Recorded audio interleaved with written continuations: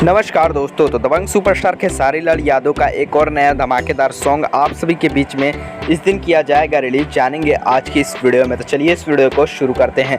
तो जी हाँ दोस्तों, खेसारी लाल यादव के होली के बाद 2 सॉन्ग रिलीज हो चुके हैं, जो कि पहला सॉन्ग था इश्क, जो कि गाना SRK म्यूजिक चैनल पर रिलीज किया गया था और इस गाने ने 2 मिलियन व्यूज़ जो है क्रॉस कर लिए हैं। और दूसरा गाना रिलीज किया गया है प्यार काल परसों कहीं ना रहे। जी हाँ दोस्तों, ये सॉन्ग तो 1 साल पहले ही रिलीज किया गया था, लेकिन आज इस गाने का फुल वीडियो सॉन्ग रिलीज किया गया है, जिस वीडियो सॉन्ग में हमें खेसारी लाल यादव और सोनू पांडे और रक्षा गुप्ता देखने को मिलती हैं। ये एक प्रकार का सैड सॉन्ग है।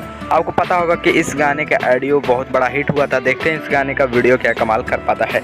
अब बात की जाए दोस्तों दबंग सुपरस्टार खेसारी लाल यादव के अपकमिंग आने वाले सॉन्ग के बारे में। दबंग सुपरस्टार खेसारी लाल यादव का अपकमिंग सॉन्ग जो है एक डांस वीडियो होने वाला है, जिस वीडियो सॉन्ग में हमें खेसारी लाल यादव के साथ एक नई एक्ट्रेस देखने को मिलने वाली है।